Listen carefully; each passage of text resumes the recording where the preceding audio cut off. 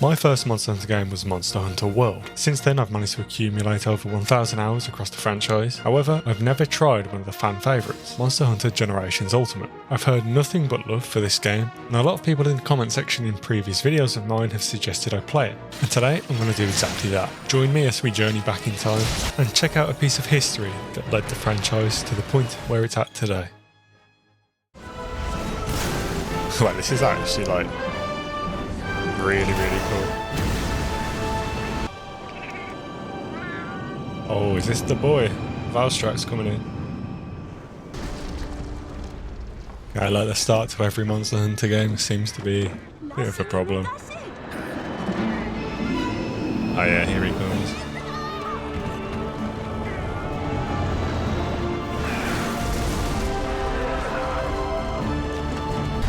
I've heard a lot of great things about this game, especially in comments prior video, so it's took me a few years to finally get around to this, but we're here now. With no time to waste, we created our character and we were immediately introduced to a unique feature of this game, a hunting style. Okay, so immediately we're given a new mechanic. So I suppose you sort of need to know what weapon you're going into the game with before you pick these. I'm assuming you can swap them in game, but I think we just go guild for the time being. Okay, round 4 seems pretty cool. I guess we go absolute evasion as well. Oh man, I haven't started just like a brand new Monster Hunter game for so long. It would have been Rise released. Yeah, I've seen this village before. I think I watched a few of Dear Gamers videos on Generations, but I stopped watching just because I knew I wanted to get around to it myself. Now, I want to be extremely clear before we fully get started. This game is very different when compared to its modern counterparts. As a new gen Monster Hunter player, a lot of these differences were extremely alien to me, didn't make sense, and even frustrated me. A lot of my live commentary and feedback definitely conveys my frustration a lot of the time. However, I'm going to use this post commentary to provide more thought out feedback now I've had some time to digest the first couple of hours. With that being said, let's get back into the gameplay. So, we are going to do a longsword on this playthrough.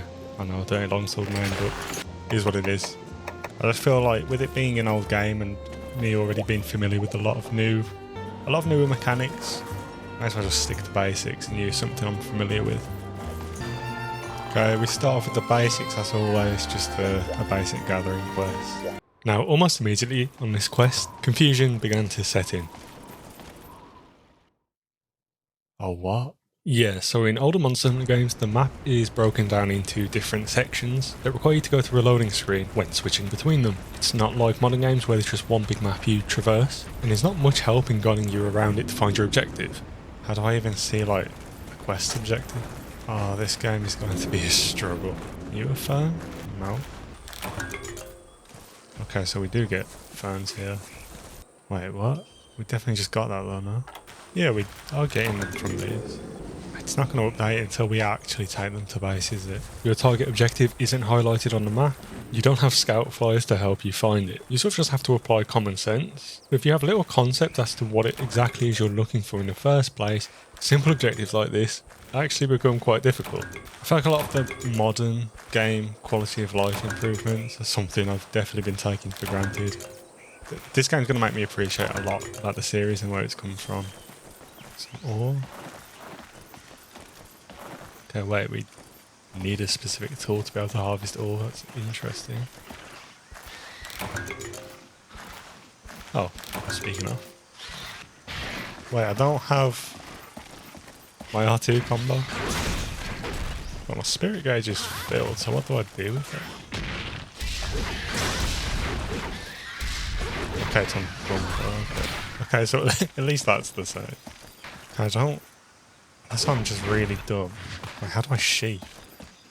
How do I sheath my weapon? Yeah, so seemingly if I try and use item, that puts my weapon away at the very least. But I don't know if that then locks me into using an item, if I have one selected. Also my weapon sharpness to drop. How do I go about? I don't have a whetstone. Okay, use the delivery box.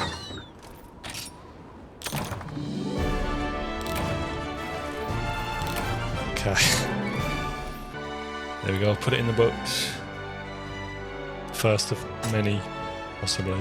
We return to the village and I have just enough ore to craft an iron katana, which is an upgrade. And what better way to test our new weapon than to go and kill things? There wasn't much to really comment on here. We get through the quest pretty quickly. Returning to the village, we then create this guy and undertake another trivial quest.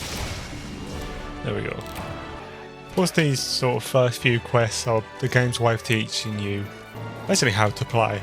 That being said, I more or less have the controls down now. You understand how this game functions compared to the others. I kind of want to see what an actual fight looks like now. Right, seriously we have to do... Right, let me go to the hub. Maybe I can do a hunt straight from there.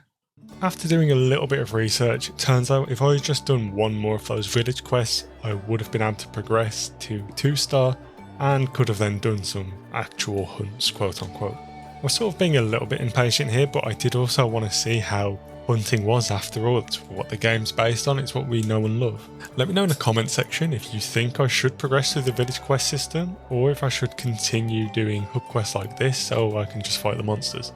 Okay, here we go. There's a bonus for doing this, so yeah, let's just try this one. Okay, new area as well. Actually looks quite nice. Now I'll just have to find where the actual monster is. Doesn't look like there's tracks in this game like the newer ones, so I don't actually know how you're expected to find it.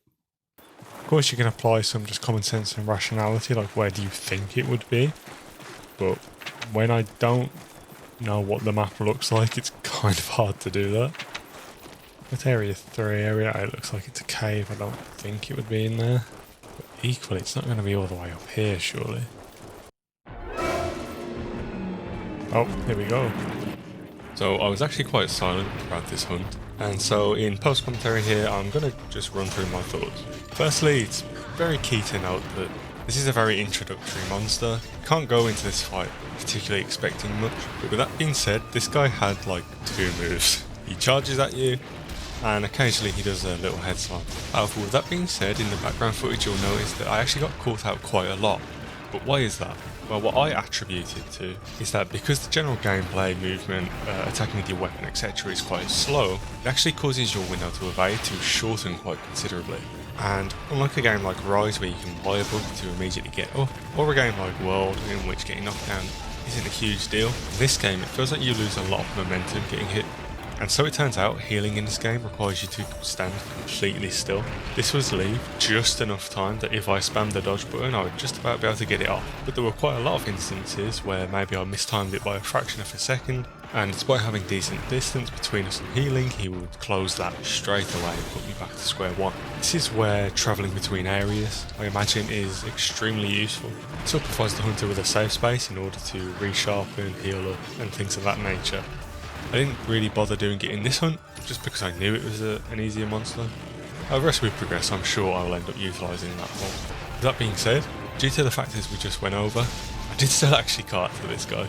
Let's just put it down to plain cocky.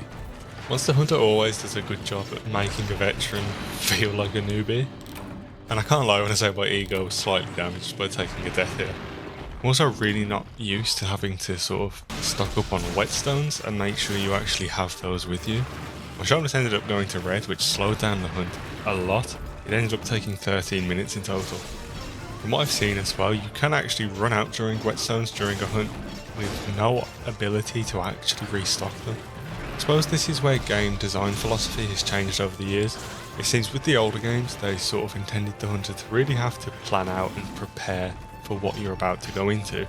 If you ran out of supplies out there in the wild during a hunt, yeah, of course you're going to have no choice but to return back to the village, restock and try again. Whereas modern games favour gameplay.